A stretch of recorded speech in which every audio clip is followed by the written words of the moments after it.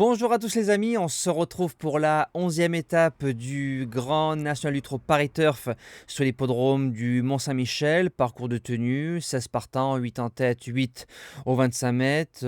Au Mont-Saint-Michel, faut être bon droitier et attention, les virages sont serrés. Donc les chevaux un peu spéciaux, entre guillemets, ne sont pas trop à la fête, surtout dans les tournants. Voilà, on revient sur ce qui s'est passé ce week-end. On a passé dans l'ensemble un très bon week-end. On commence samedi, alors dans le quintet, on est premier, troisième, quatrième.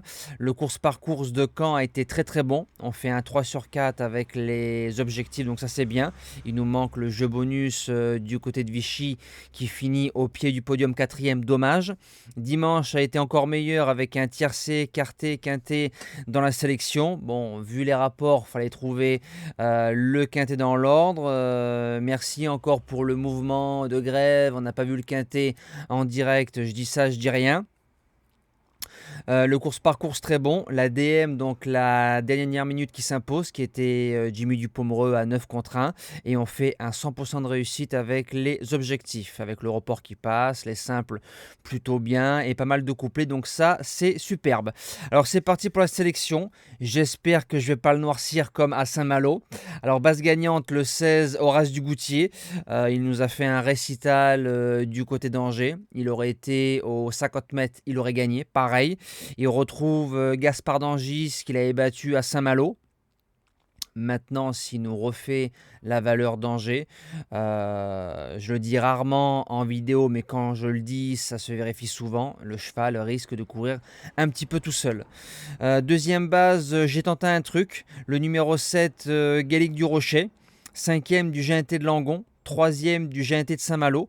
À Saint-Malo, il a fait 1000 mètres, 1200 mètres né au vent. Il a été quand même dur et courageux. Je trouve qu'il a fait un truc.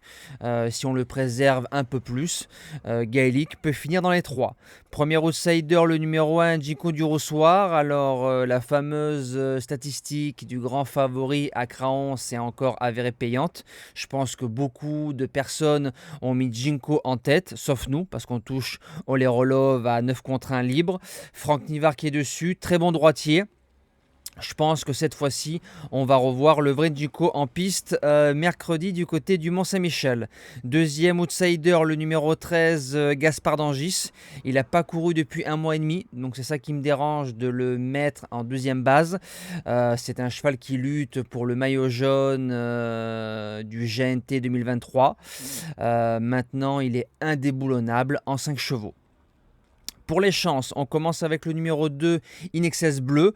Il a fait sa rentrée sur l'herbe en PMH. Je pense que c'est l'un des meilleurs au départ de cette course. Il reste ferré, il sait faire. Ne sera sûrement pas à 100%. Il part en tête, bon droitier, mais il y en a assez pour finir 4e, 5e de cette épreuve. En 6e position, le numéro 5, Alicia Bella. Bon engagement. 4e du GNT de Saint-Malo. Franchement, je ne lui vois plus de marge du tout. Maintenant, elle est courageuse, elle dit jamais non, avec un bon parcours et une bonne drive. C'est une jument qui peut finir dans le quintet. 4-5. Dans les 3, j'y crois pas trop. En 7e position, le numéro 6, Flash de Véli. Alors ça sent un peu la course visée. Sébastien Ernaud qui est en forme. Donc félicitations à lui pour sa belle victoire dans le Critérium des 4 ans avec Josh Power. Cheval de poche, à droite, à gauche, tenue, vitesse, il dit jamais non. Maintenant, il affronte un lot bien meilleur que par rapport à la première étape du GNT d'Amiens où il finissait 2e. Et je termine avec le numéro 8, Good Duel B, jument qui dit jamais non. Voilà, l'engagement est magnifique. C'est un peu tout faire dans un parcours. Elle peut aller devant. Maintenant, dans un lot comme ça, si on la préserve quand même un minimum, elle pourra jouer le meilleur chèque possible. Et en cas de non partant, un cheval très joué, j'ai tenté un truc, voilà, parce qu'il faut bien un peu sortir des sentiers battus. Comme on dit, le 14 Gigo Lover qui a fait 2e du GNT d'Angers. La qualité, il a tous les jours pour être dans les 3, même au 25 mètres. Maintenant, ce qui me dérange avec lui, c'est la piste et la circonférence de la piste qui ne risque pas d'être à son avantage. Ça, c'est mon avis personnel.